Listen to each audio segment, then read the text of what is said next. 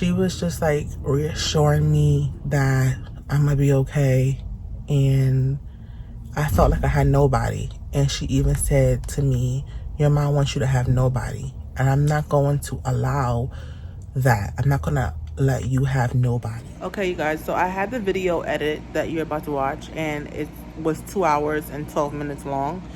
I wanted to just do it in one whole video, but I couldn't, so I've been trying to export the video. It took me a week and a half to get this done, and 3 days of waiting to get it just saved to my phone. I've deleted Instagram, all kind of stuff, and this is my second phone that I use. So you will see in the vlog where the story time where I show you my camera, and I'm gonna start making videos on my camera because I cannot deal with my phone exporting issues. So yeah, sorry for the wait, but that's why. So I'm gonna do this in 2 parts, which that's not what I wanted to do, but part 1 and part 2, and I would drop them just back to back. What's up, you guys? Welcome back to my channel, and thank you for all my new subscribers. I've gained a lot of subscribers since my last 2 videos has dropped, so I'm super excited. Welcome to my channel. I go by Housewife Benny, and I do a lot of story times, and I will be transitioning into vlogging. That was some of my content in the past, but I'm not focusing on that right now. I have a lot of story times I want to get out, and your girl recently started therapy, about a year now, a little over a year, but I feel like I'm in a place where I'm like so content. I feel really good. I'm in a good place, and I want to let y'all guys know the tea and real life events that happen to people all the time. So before we get into that, I want to show you guys my new camera. So this is the ZV-E10. So I'm part of this ZV-E10 gang, and yeah, so this is how we looking. And I don't know if I could just like, I guess this is how, because I have no SIM card in yet, it's in the bag. But yeah, I'm gonna be vlogging. I'm on my phone right now. I have 2 phones. I'm on my personal phone, but this is my work phone. So yeah, y'all, I'm about to get into the vlogging, but before I post any content, like with this camera, I gotta get used to like editing and stuff like that, because I don't like really editing my videos no more. I just feel like on my phone it's a waste of time, and it's so tedious that it's very annoying. So I'm gonna start editing on a laptop, and yeah, your girl's about to really get into this content thing. So I already introduced myself, and I already thanked my new subscribers and welcomed them to my channel. Welcome to my channel if you didn't hear me. But yeah, we're gonna get into this story time, and this story time is going to be really long. I recorded this already, and I just had to delete it because when I was talking so fast, I was trying to I don't like to edit them, but I was re-watching the video, and it was so good, you guys. So, but the thing about it is I was talking so fast, and I feel like if you know, you know, but because y'all don't know when y'all hearing for the first time, I feel like some sequence of events is not going to make sense to you because of the fact that it's like spoken so fast, and sometimes I gotta go backwards and forwards and then backwards, so it's a lot of back and forth. So I'm like, you know what, let me tell you guys the story, and hopefully I have enough time. So yeah, I will have enough time. I forgot to put this thing in the camera, but yeah, this is a long video, so beware. And my last video was a my narcissist mom part 4. I kept saying part 3, but it was part 4. And in part 4, I had brought on the person that I called Sugar Daddy, and basically he was telling his point of view, his experience, and someone basically commented like I was cutting him off when he was talking, like, and you know when you're comfortable with someone and it's on that kind of like past relationship kind of thing, you know, you could say what you want and do what you want, like, you know what I'm saying, like So I was like, I was cutting him off, and I was telling him, like, listen, like, get to the point, like, get to the point, because he was just dragging everything. Everything was just dragged, and it was starting to aggravate me. So yeah. So anyway, we're gonna get into the story time, and this story time, I think I'm gonna name it the time that they thought me pregnant and my sister tried to take my children. And I don't know about y'all, but I would have never ever expect that in a million years this would have happened to me.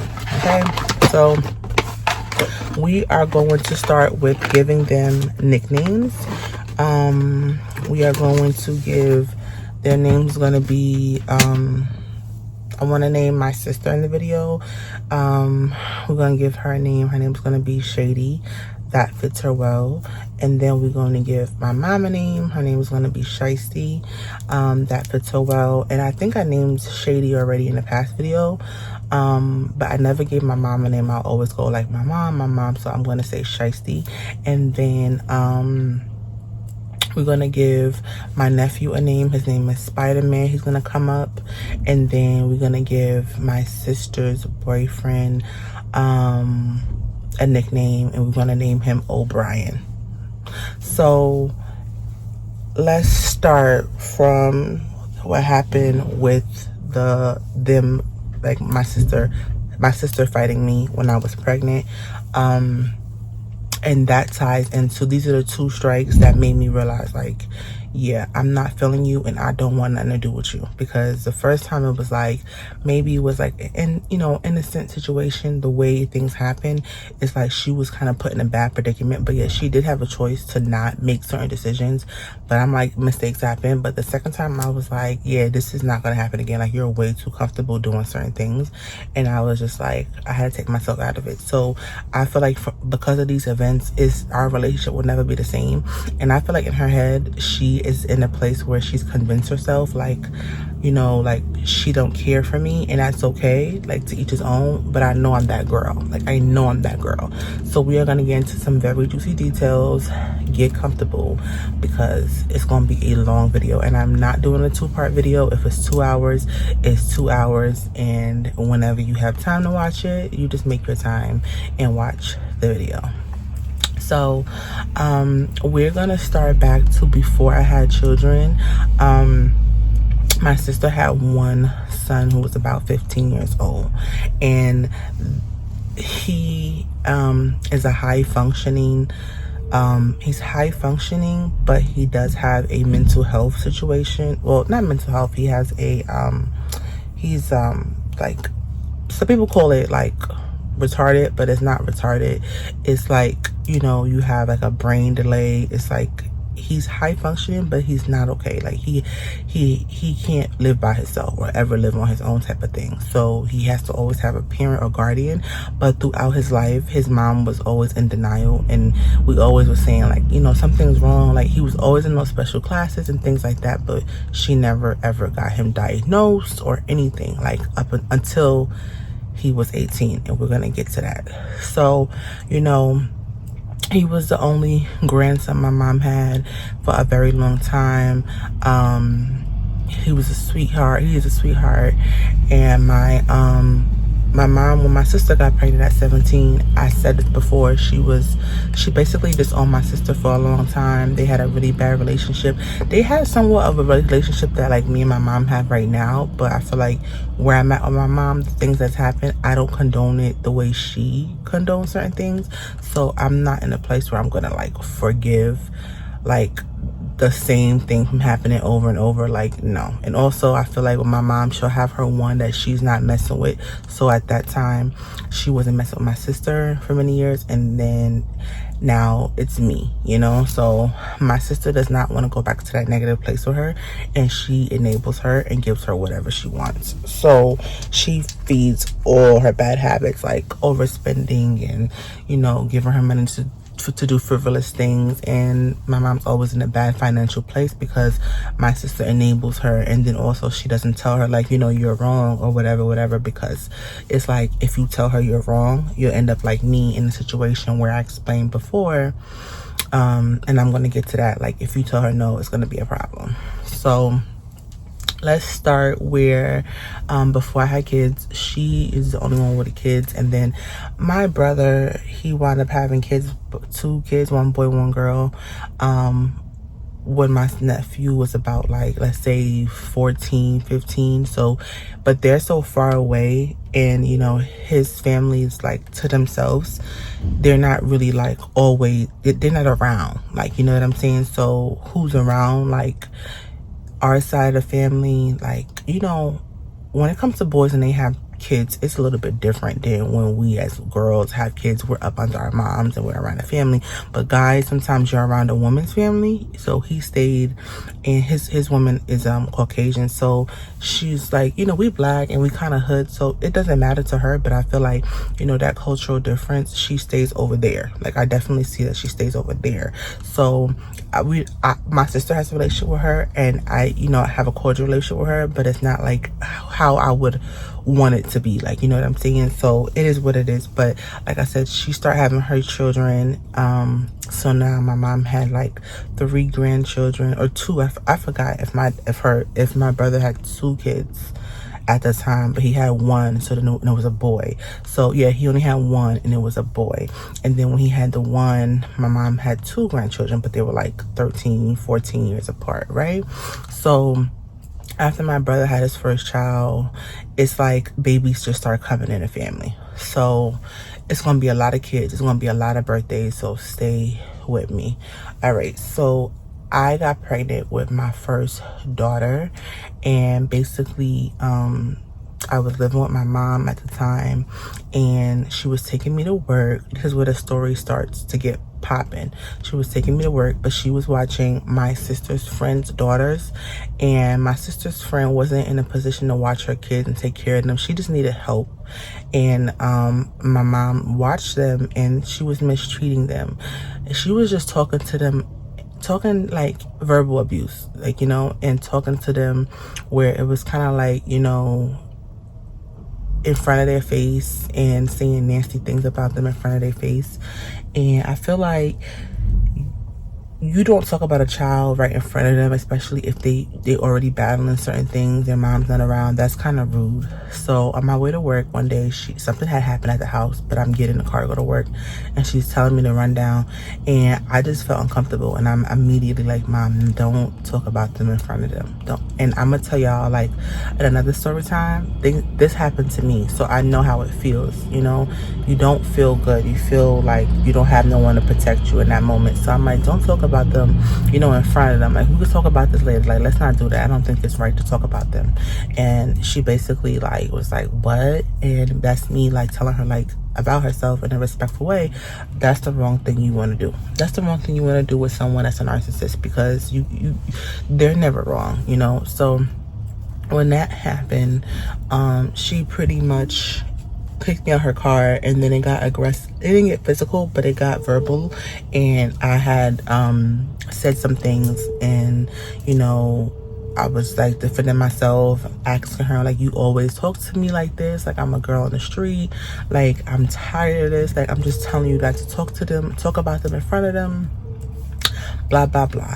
And she pretty much she was just like, you know, get out my car, and I took control of the vehicle because I always been good with driving for some reason, hence what I do now. So I pretty much put the car in neutral because she was trying to like shift the car while we're driving, which is so dangerous. So I got aggressive and put it in neutral, and I dared her to touch it, and then she kind of like stayed to herself, and it rolled down the street, and I was like almost near my job, and I got out.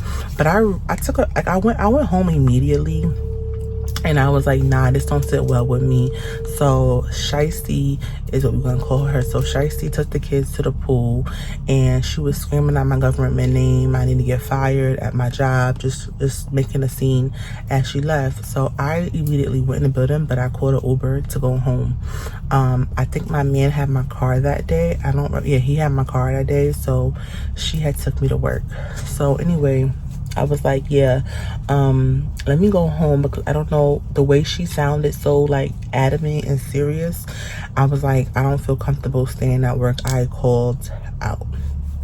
So I called out of work and I was like, I gotta go home, I have an emergency. And I had told them, actually my exact words was, I just had a car accident. This is what I told them. Y'all don't ever speak. The power of the tongue is crazy. Like, do not say you had an accident, because that will happen. So let's just say this was like, you know, early August, like August 1st into July. So it's the summertime. The girls were hurt during the summer. So all right, cool. So I go back home and she takes them to the pool, but when she comes back from the pool, she think I'm at work. So she calls the police and makes a report. The whole time I'm upstairs. So while I'm upstairs, I hear everything that's going on. And when they left, I called my mom's girlfriend, ex-girlfriend, and I told her, like, briefly, because I heard her on the phone with her, that I told her that I'm upstairs and I just don't want no problems. Well, the girlfriend let her know I'm upstairs. She did not try to help me figure out a way to like resolve it. She was always on my mom's side. My mom barely liked her. She used her a lot, and the girl was just blind, so she was always trying to kiss my mom's behind. So it was that kind of situation. So the woman told her I was upstairs, and my mom knocks and bangs on the door, calls the police again. When the police come, that's the comment that I made when I told her, like, I hate you, because she was trying to kick me out. And I mean, you called the police one time, like, why would you call the police again? So she calls the police again, and I'm doing nothing to her. Like, yes, we had an argument in the parking lot, but like, people argue all the time. Like, get over it. Like, so she couldn't get over it. She was adamant, like, I want you out my house, like, I hate you. Like, and I said it to her, like, I could tell you hate me with your actions, but I'm going to say it to you. And at the time, that's not how I felt, but I was so hurt that my own mother knows that I have no family here. Where am I gonna go? So, and at the time I'm living in Florida. If y'all remember, I left Florida to go help my mom, who was sick a few years before that. And it's like, once she got better and she was no longer sick with cancer, I pretty much felt like throughout that time as she was healing, she could care less for me. And she just wanted me to be out her hair. But anyway, that happened, and the police came back. I told her I hate her. I didn't leave that day, but I was like, you want me to leave? Fine. Because if you ever get kicked out of anyone's house, you have the right to stay there for 30 days or more, or until they properly evict you. That is the law. But I didn't care about that. I just don't like to be in energy and environments that do not serve me. I've always been like that. So if anyone has ever told me that I have to leave, like, I would leave. So 2 days later, I found a room to rent, and me and my man, we just left, y'all. And I rented a room, and that was the first time we was like on our own. We didn't have our own apartment yet, but we were on our own. And that was 2 days later, so we're still in early August. So that same week, you guys, early August, I actually had an accident. I was coming out of work, and my husband was driving, and he had went out the night before. He was tired, so his response time was very long. So when you're driving, his reaction time was very, like, he had a long reaction time.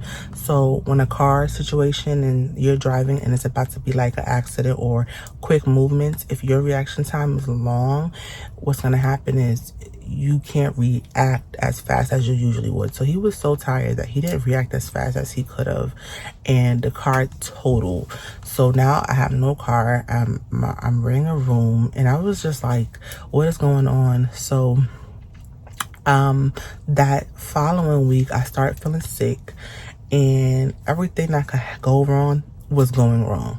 So come to find out, I took a test. Something was like, take a pregnancy test. So at my job, they basically have free pregnancy tests, because my job as a mental health worker was to make sure I did all the urine tests for any drugs and pregnancies before they got any medication. So I took an at-home one, and it said I was pregnant. And then I went to work and I did like 8 of them, and it said I was pregnant.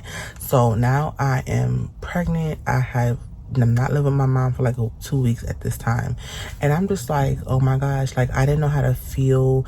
I'm in a place where I don't have any friends, okay? I don't have anybody.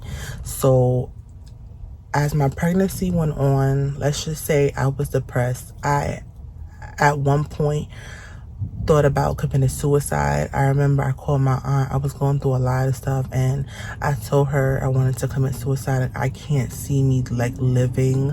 I didn't want to bring a baby into this world, and I'm glad that I didn't do that, but I was just like wanting to drive off a bridge. Like, that's just how I felt. And she was just like reassuring me that I'm gonna be okay, and I felt like I had nobody. And she even said to me, your mom wants you to have nobody, and I'm not going to allow that. I'm not gonna let you have nobody. Like, I'm gonna be there for you. So I do have a gender reveal that we did. I think I privated it. If not, it's on my page. But I did a gender reveal and I did open it. I did put it on YouTube. So we're going to fast forward November. I went down to North Carolina and my aunt celebrated me having a baby. And that made me feel like a little bit better. So my sister knew what was going on. Me and my sister grew up pretty close. We weren't like best friends, but my sister was always, we're gonna call her shady. She was always standoffish and to herself. I mean, granted, she's been through a lot, and then she has a son that has high functioning, like autistic basically, or high functioning autism, but yeah, he's not diagnosed. So we never knew growing up what is his actual diagnosis, right? So she's always just dealing with what she got going on. So but we always like was cool, and she worked a lot. So we was cool, and she said she wanted to throw me a baby shower. So the gender reveal was by my aunt in November. So this whole entire time, from the time I left my mom's house in July, end of July, early August, all the way up until you know, my birth of my child, I had no contact with her. So for 8 months for that pregnancy, she never seen me pregnant, never called me. Granted, once I found out I was pregnant, I always vowed to myself that I'm going to tell my mom first that I'm pregnant, because I did not want her to be disappointed like she was with my sister's pregnancy. And I was also like, I wanted to be married first, and I was married first. So I feel like she would have been proud of me, but she's never told me that. She's never expressed that. And I don't think she even cared. So I called my brother when the accident happened, and then I found that I was pregnant. I told him everything that happened. So that's when my brother and I, he never lived with us growing up, but that's when I started to communicate with him a little bit more, off and on, like let him know like anything that was going on, to pass a message to my family.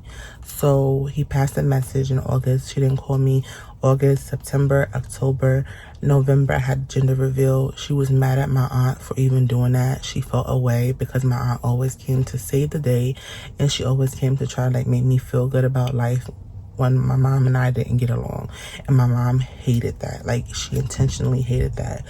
And she's even expressed it to me. Like, she's always trying to like show that whatever. But anyway, we'll get to that. So November comes, I have the gender reveal. My sister says to me she wants to throw me a baby shower. I didn't even think about having a baby shower. And if you know me, I'm a big, like, I've always, my personality has toned down a lot because I'm just numb, but I've always had like this big personality, and very inviting, and people gravitated to me towards that. Like, compared to all my mom's kids, I can't speak on my brother because he's never lived with us, only when I was a toddler. But as a growing up, like, you know, a teenager, you know, to adult, I've always had the bigger personality throughout my siblings, right? So everybody gravitated towards me, but as I got older, life started life, and it was not easy. So anyway, you know, the baby shower conversation comes up, and I was just like, okay. She said, you know, we'll have it back home in New York. So I was like, okay, that makes sense. Like, all my friends and family is there. Okay. So when it gets closer, like, I'm figuring out everything about being pregnant by myself. I'm figuring out everything about being a mother by myself. And I'm doing a good job, but I'm figuring out on my own, watching a lot of videos.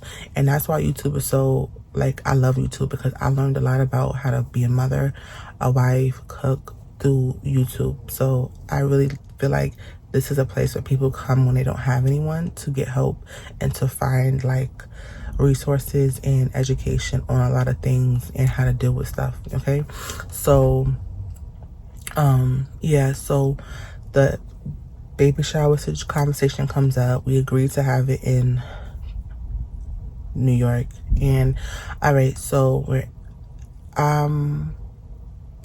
about a month before the baby shower, I started having high blood pressure a little bit before that, but when I got to the doctor about 3 weeks to a month before my daughter was due, actually it was a month and a half before she was due, I wound up going to the doctor's office, and he told me to go to the hospital because it was just a lot of stuff. I was spilling protein, whatever.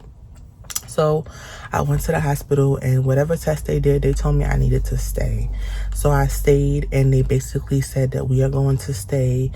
You're going to stay until you have the baby. And I was like, okay. So I wound up having the baby 2 weeks later because at one point we lost her heart rate. And my husband they were just like, we're going to put you under the knife, like we're gonna cut you, we're gonna take this baby out, we gotta do it right now. So I called my sister and I let her know, and she basically was like, I'm on my way, I am in Orlando. So I was just like, you're in Orlando? I mean, I'm going under the knife. I didn't process this till after, but I looked at my husband and I was like, she never told me she was here.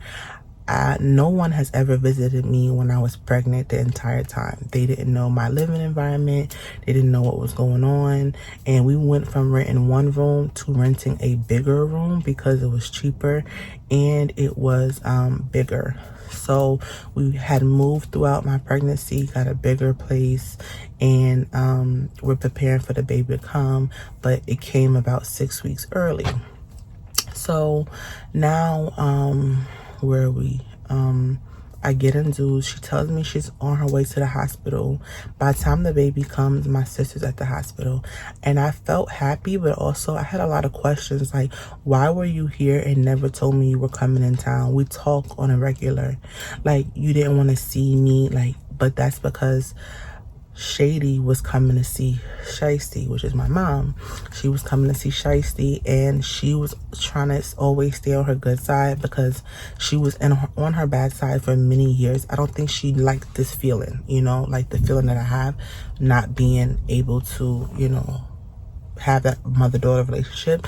I think she just wanted to please her to have that relationship, so she kept playing both sides. And at this point, she played it good to where, you know, it didn't affect our relationship. We never got into any issues, any drama, and things like that. So the baby shower is scheduled to happen like 2 weeks before her actual due date. So after I give birth to my daughter 6 weeks early, well, 1 month early, but I was there 6 weeks ahead of time because I was there for 2 weeks. So her 1 month before she turned 1 month before her due date, they're like, we're going to bring you to labor and delivery. And that's when everything happened in labor and delivery. So I went through every part of the hospital. I went from pre-birth to labor and delivery to post-op. I was all over the hospital for like 2 weeks by myself, and me and my husband, we were together. So it was a lot going through my mind, but I was just always staying strong.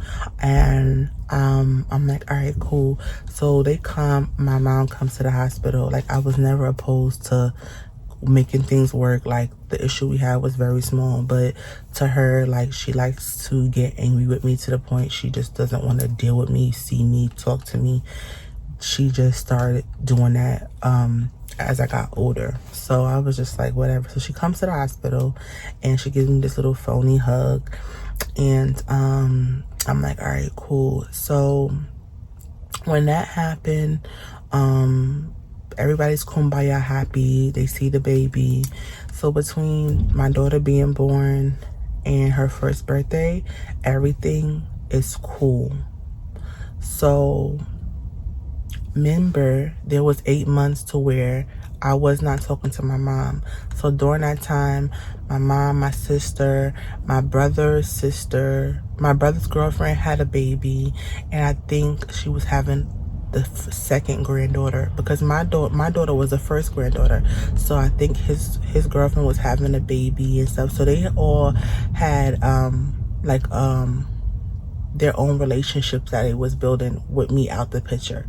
So like me out the picture, they're all kumbaya, and they just don't talk to me, and that's fine. Like, you know, I didn't really worry about that. I had to learn how to become a mom. Like, I wasn't worried about that. So all right, cool. So now her first birthday comes. There was no problems within that year. Her first birthday comes, and when she turns 1,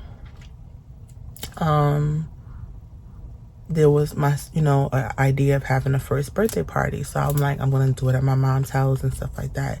So at my mom's house, we planned the party. It was so cute. It was like a donut grow up theme. So it was like a donut theme, and it was super, super cute. So at the end of the party, my sister decides to ask me to braid her hair. So I'm like, okay. And for those who don't know, I'm a licensed cosmetologist. So I was like, no problem, but give me a minute. I just need to like sit down. Like, I just helped throw this party. Like, I'm tired. I was 8 months pregnant with my son. So when my daughter was 1, I was 8 months pregnant with my son. So I sat down, and when I sat down, I looked to my right, and I seen her phone light up, and it showed everyone's name. Like, I didn't go through her phone, but I seen her phone light up, and it said my brother, my youngest sister, my oldest sister, and my mom and his girlfriend. And she was like, the girlfriend said, I love y'all. And that message alone, it hurt me, just not feeling included. It hurt me. So I was just like, I was like, Shady, this is my sister. I'm like, Shady, why am I not in the group text? So she was just like, before she could respond, Shiesty jumps in the conversation, and we're gonna stop at, well, let me just finish. So she jumps into the conversation, and she's basically like, oh, you always want to ruin everything. And I'm like, this is a group chat without me. I feel like that's kind of weird. Y'all have a group chat without me. And she basically started cussing at me, and she threw a cup at me. So now I'm getting angry, y'all. I'm getting angry, and we going back and forth. Then my little sister and my older sister get like next to her to defend her, because now I'm getting mad, but they're giving like, oh, that's my mom, like whatever. So they get in the middle of it, but my older sister's trying to like break it up, but she's pushing me, because my mom then stands up and gets in my face acting like she's trying to fight. Mind you, I'm 8 months pregnant with my son. So my sister pushes me, and I'm like, you're hurting me. And I push her arm off of me, and then she hits me, and then we start fighting, and it brought it to the laundry room. Mind you, I am 8 months pregnant. So after the fight, my mom storms off. She never put her hands on me. My mom storms off, and my sister basically like felt instantly like bad, because if I would have called the police, I know for a fact she would have gotten in trouble for fighting a pregnant woman. And I'm big and pregnant. Like, I had my son 10 days after that fight. I had him early as well. And let's just stop at that point with the fight happening. Throughout that year, my daughter was from birth to 1. There was no issues, but there was a situation that transpired with me and my sister, and it wasn't violent, but it was like a bad taste kind of in my mouth. She, once I had my daughter, right, let's say she's 4 or 5 months, she's about 5 months, I find out I'm pregnant with my son. So between my daughter being 5 and 7 months, my sister offers to help me with my daughter and watch her for a little bit, just so I can get certain things done with my life and stuff, and get stuff done, because I was working at the time. So I was just like, okay. And when I'm pregnant with my son, she was also pregnant with her daughter. So, but before she got pregnant with her daughter, remember I told you she had a 16-year-old son, and she was not she wasn't able to have like a baby with her husband, who she was married to for like 7 years at the time. She wasn't able to have a baby, and I know they was trying, and she really wanted a baby. So she had her oldest son before she had gotten married, but that was it. And also the husband did not want to do like in vitro or anything to have a child, you know. So anyway, that happened, and I could see that she really wanted a child. So when my daughter was born, she had a liking to her, to the point where she wound up doing in vitro with her coworker to have a baby. So, which was kind of crazy because she was still legally married, but she had a baby with someone else because he did not want to have a child. So I could imagine how she felt, like, you know, I want a baby. And before I knew she had gotten pregnant, that's when she had watched my daughter, and she wanted her going to her going up north. It wasn't New York, but Connecticut. Her going to Connecticut, it was pretty much like far for me, and that was my first time being like away from her for so long, and I was scared, but I was like, you know what, it's my sister, like I'm gonna do it. And I really needed the help because my mom wasn't helpful like that. She wasn't the type to watch her granddaughter like that. She still was like, once I was a mom, she wasn't as helpful, like not during the pregnancy, and even as a grandma. It was just like, I'm in town and I'm right down the street, but I'm not going to be watching her when you at work at night. Like, I'm not going to be doing that. She did sometime, but you can tell, like, I had to like beg her and give her money, and it was so expensive. Like, I could afford my lifestyle, but to pay my mom, I couldn't afford that. Like, it was just too much. So neither side of the family was helpful, actually, because he had family in town too. So neither side was helpful, but I would think my mom would be helpful, right? So with me and her knowing, like, expressing how things could be hard for me, having help, she pretty much was like, listen, have her come down here for a little while. And I was like, okay. So my aunt, a different aunt, not the one that threw the baby shower, but I mean the gender reveal, a different aunt who was just like in and out of all our lives, right? Like throughout our life, she had a lot going on, but she's just to herself. So she happened to pop up when I had my daughter, and she took her because they didn't live too far. So she took her and flew her up north, and my daughter's there for about a week. And when she's there for about a week, the communication with my sister was poor. She was not answering the phone. Anyone that knows Shady does not like to answer the phone like that. She's always been like bad with technology, but she doesn't answer the phone like that. And like, I can barely speak to my child. So I was just like, listen, sister, this is not going to work for me. Your communication is poor, and I feel like I just want her to come back home. So she didn't agree, but my aunt picked her up, and my aunt communicated with me and FaceTimed me all the time until I got to my daughter, and she came back home. So that was the first attempt for my sister to basically, you know, keep my daughter. And I seen she had like this attraction, and she really wanted her really bad. So she told us that she's pregnant, and she pretty much just leaves me alone for a while regarding my daughter. Like, she backs off completely. And the first birthday comes, I seen her. So now we have me being pregnant. My daughter's born. My sister watches her 6 months after. So between her being born, the only issue we had was her going up north, right, for a short period of time, which I didn't like that she wasn't answering the phone for me to face. And she had an iPhone, and she wasn't answering the phone for me to FaceTime my daughter. Like, like I never seen her. So anybody would do the same thing. So I was like, all right, cool, that's that. So when that happened now, I feel like the anger and the feeling of her wanting to fight me or whatever, it came from that because I also made a comment to my sister, like, before my daughter went I told my sister that I did not want my daughter with her son by themselves. I kept telling her, don't leave my kids alone with, you know, my nephew by themselves. He's older. He's like 14. No, he was 15, 16. So I said, don't leave her by herself with him. I feel like, one, even though he's in his teens, early teens, I feel like he's too young to be with her by herself. And I know my sister, she gets comfortable sometimes, and she feels like people can take on more than they can handle. And she was still in denial about my nephew being, you know, high functioning, like autistic or having issues. She didn't get him diagnosed yet. So, you know, I was just like, I knew what's up, right? It's clear as day.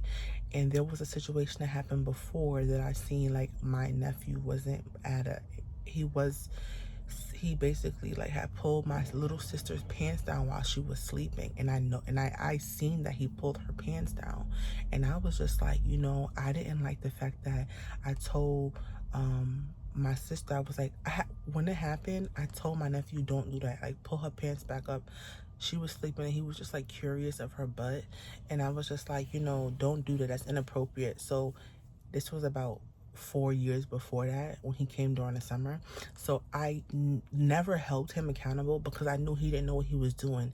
He wasn't taking advantage of her. Mind you, my sister is older than him. It's his aunt. But she was so young. She was probably like maybe like 14 herself, and he at the time was like 8 or 7 or 9 or whatever, right? I don't remember, but it was a huge age difference. And he was younger, but he pulled her pants down being curious. And she sleeps, you know how young kids sleep real hard, so she sleep hard. And when I walked in the living room, that's what I seen. So I'm like, don't have him by himself. So she's like, why? So I told my mom why, and she was just like, you know, you need to have that conversation with her. So I'm thinking like my mom understands where I'm coming from, and she pretty much want me to have this conversation with my sister so we can pretty much put on the table. And I told her, like, before my daughter went, listen sis, when your son was younger, this is what I seen. I nipped it in the bud and I never said nothing, but it's not like I know he don't know what he's doing, and he hasn't done it in front of me since then, like, you know.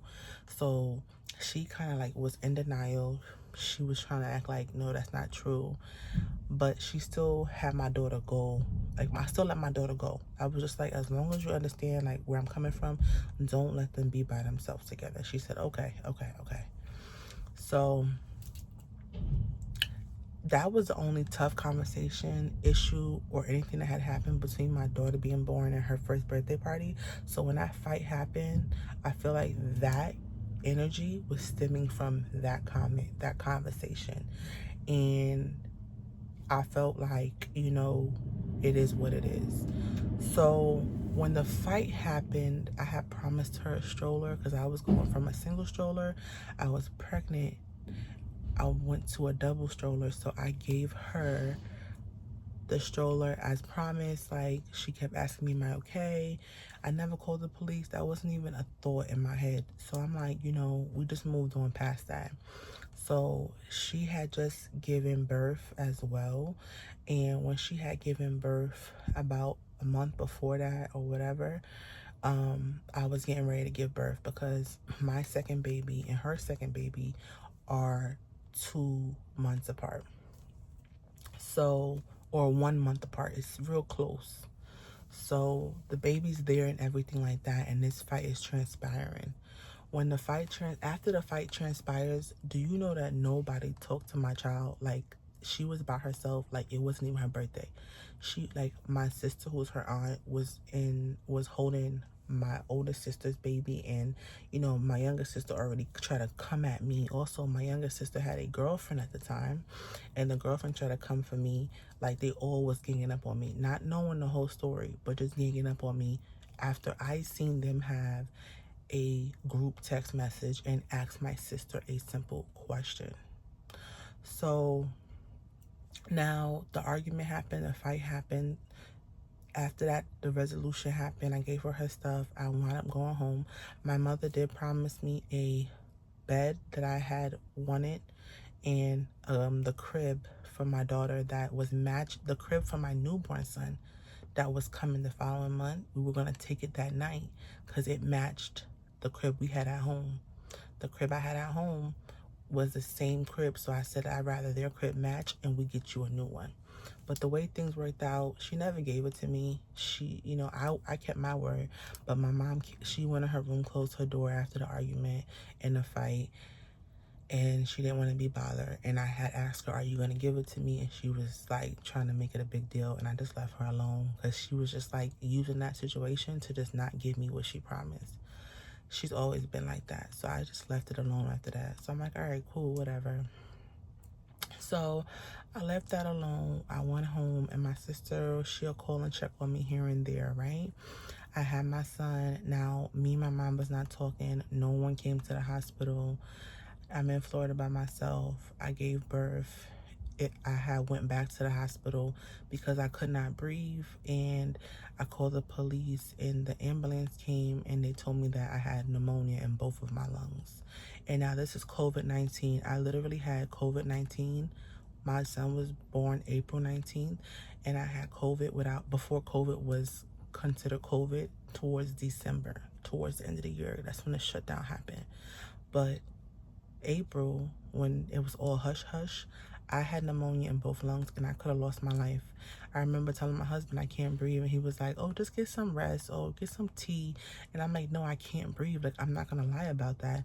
And I was like, fuck it, I'm gonna call the police. And I called the police at the time. Mind you, all this drama is taking a toll on us. It's taking a toll on our relationship. So he not really caring at the time about me not breathing. He couldn't care less at that time. He couldn't care less.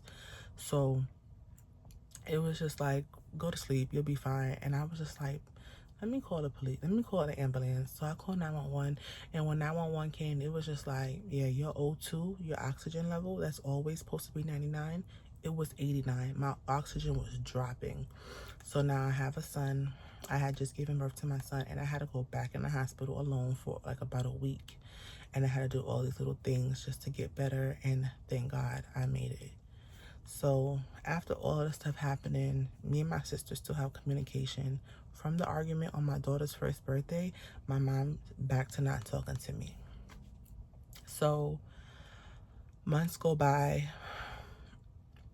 My mom and I, she keeps trying to, at this point, she'll check sometimes and see like what's up, like what am I doing, how things going, or like basically try to come get her hair done, like because I did hair just to be in my business. So, but we wasn't talking, but I think we were kind of like a little bit of communication. So yeah, so my sister, she was just like, hey, you seem like you need help, you know. My son is about 6 months. He had just got his 6-month shot. And she was like, you seem like you need help. She was like, let me watch both of your kids for you. I remember we tried this already. So I was just like, you know, listen, your communication is really bad. And if you can communicate better, I don't have a problem because I really need it. And at this point, y'all, my lease was about to end in 2 months, and I was trying to figure out if I wanted to renew or not. So I was like, you know what? Okay. And with the way she came to me, she was like, you know, my son, when she had a son at a young age, she was like, I had to send him to Jamaica for 1 year, and you know, it was hard, but it helped me so much, and you just need a little help. Everything gonna be okay. You know, whatever. So I was like, all right, cool. When she gave me her experience about having to get help as a mom, I was like, okay, now at this point, I'm doing everything by myself. I don't have help. And then it's like people intentionally not helping me. So I was like, and then I worked overnight. So their dad worked day, I worked overnight. So I kind of like, we worked different shifts. So yeah. So my sister and I agreed, and I asked her a few things. I was like, all right, in order for this to happen, I need to know you going to work, you have a daughter, you know what I'm saying? Who's going to watch them when you go to work? What's going to happen with this? And she was like, everything is going to be fine. Like, I got a nanny to watch them. I got this. I can sign them up to do that. I'm going to have them here. My sister lives in a fantasy world. She literally will lie through her teeth. And I'm not considering her a liar at this point, but now that I'm involved with my life, I'm just now put on to like how she is.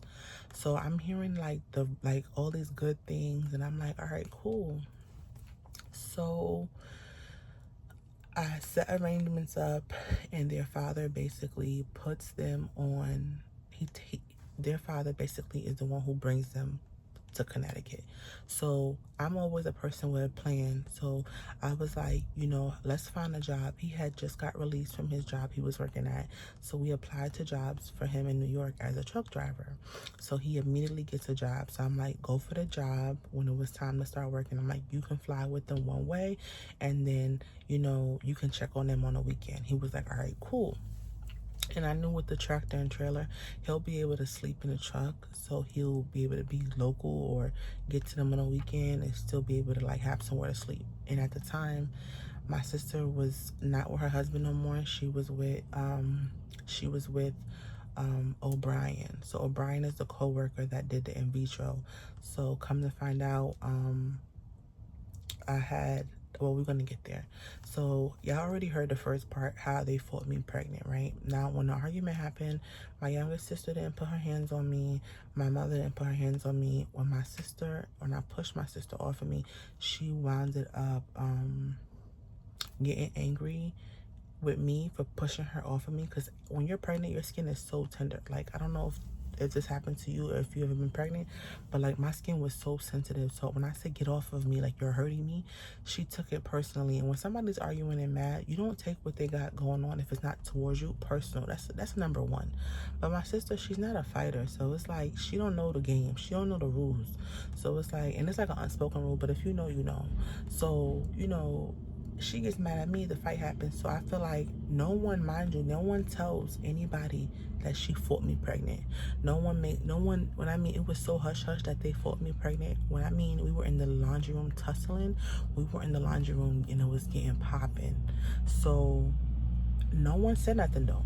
And I wasn't running my mouth because I got a lot of other stuff going on. I never was the type to really tell anyone what somebody did to me. Like, I wasn't doing that. Me telling my story now, it probably seems like that now. I don't care what it seems like. But then I was never the type to say, oh, they did this, they did that. Like, I never did that. So I kept it on the hush. And I'm gonna show you how it was different when it was the other way around when I get to that part. All right, so that's them fighting me pregnant. I should already stop the video right now, but I'm gonna continue because I know if you're already this far into the video, you want to hear the rest. Like, you want to hear the rest of the story. I'm not gonna make a part 2. I'm gonna just have a long video. So now, birthday party happened. Attempt to watch my daughter at 6 months happened. Brought her back home.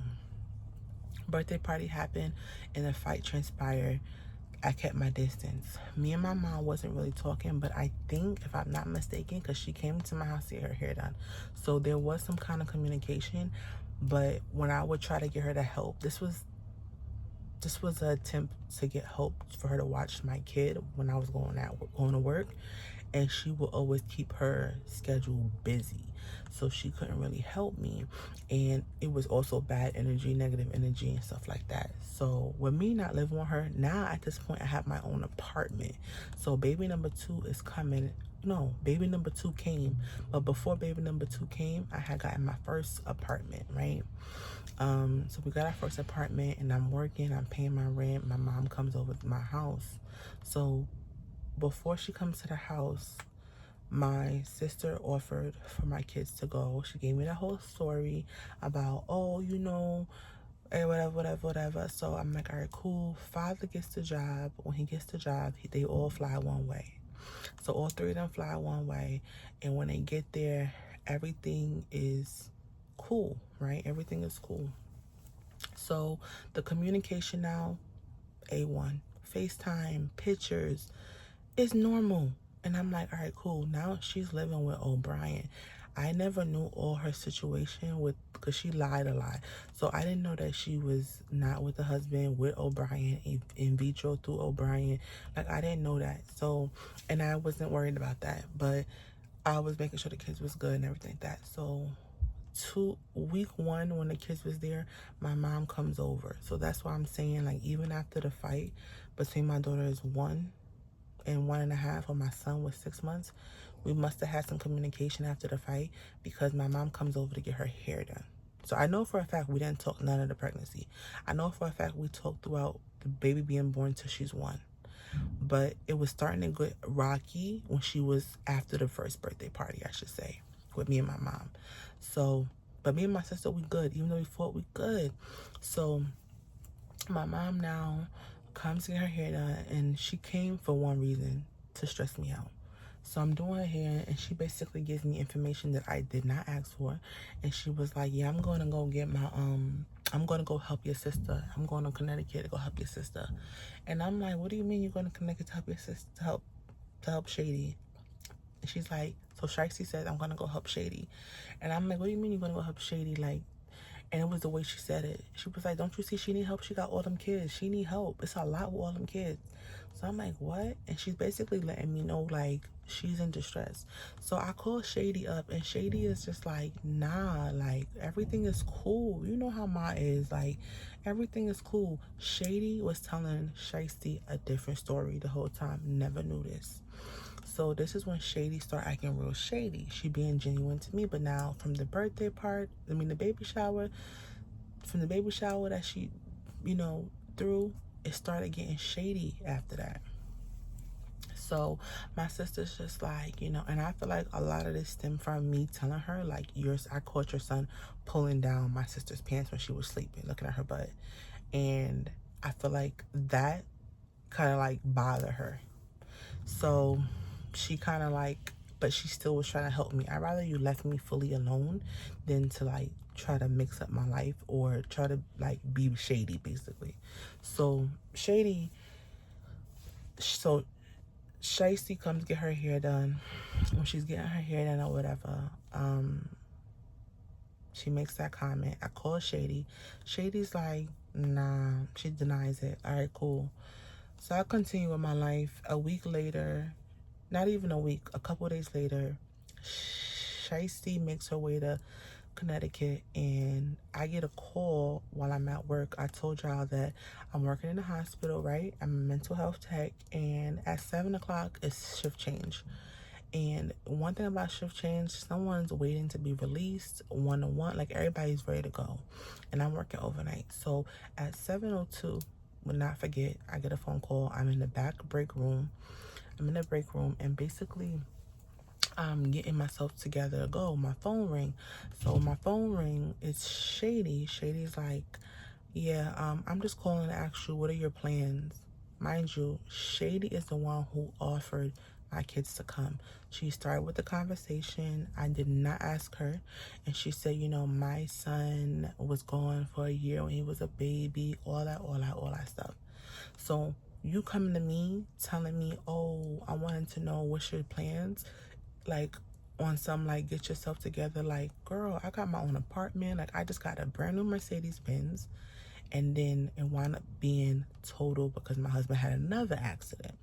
So that was more stress on the marriage. It was a lot.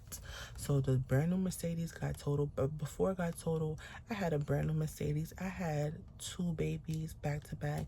I had my own apartment, 2-bedroom at that. Like, their room was really cute. Like, I was doing my thing, okay? And I'm only like 24 at this time. 24, turning 25. So I'm about 24 at this time. So, her calling me, telling me like, what's my plans? That's not how she talks. Shady is mad laid back. She exaggerate the truth when it comes to like the things that she's doing in her life, but she's mad laid back. Like, she's not gonna ask me to like get out or pressure me for anything. This is my mindset. So why are you asking me this random Tuesday at 7:30, 7 o'clock, what's my plans? So when she said, what's my plans, y'all, I have therapy. I'll be right back. But I got 5 more minutes. When she said, when she told me what's my plans, I was like, put Shady on the phone, because I know that Shady has something to do with this. And that's what I said to myself. So I was like, is Shady there? And she was like, I mean, is Shiesty there? I knew Shiesty was next to her. Shiesty put it in Shady's head to call me and ask her, what are my plans? Because Shady didn't really care. Like, she had the kids. She was in love. She was in La La Land. She was happy. But it was Shiesty who wanted to know what was my move, what was my motive, what am I doing? Now, it was never an arrangement of me moving. It was never mentioned. I just knew that the kid's father worked there and he was up there. So when Shady called me with that, I had like 5 minutes to talk, and I'm basically telling her, like, listen, is Shiesty there? And she's like, yeah, she's right next to me. You see what's going on, right? So I'm like, let me speak to her. So basically, Shiesty got on the phone with a little attitude, and she basically is like, I told her, like, okay, if they come back, how much to... She didn't like the fact I was getting help, first of all, okay? She was already annoyed that my aunt did a gender reveal. So me getting help from my sister, she didn't like that. And just to rewind, when I lived at her house, I was married, and the reason why I was living there, I had 6 months to buy a home. I was getting ready to buy a home. I told Shady I wanted to buy a home, and when I told her I wanted to buy a home, the reason why she wanted me to move so bad, because of a simple argument, was that she wanted me to be in a financial strain to where I was not in a position to buy a house, because she knew that if I was to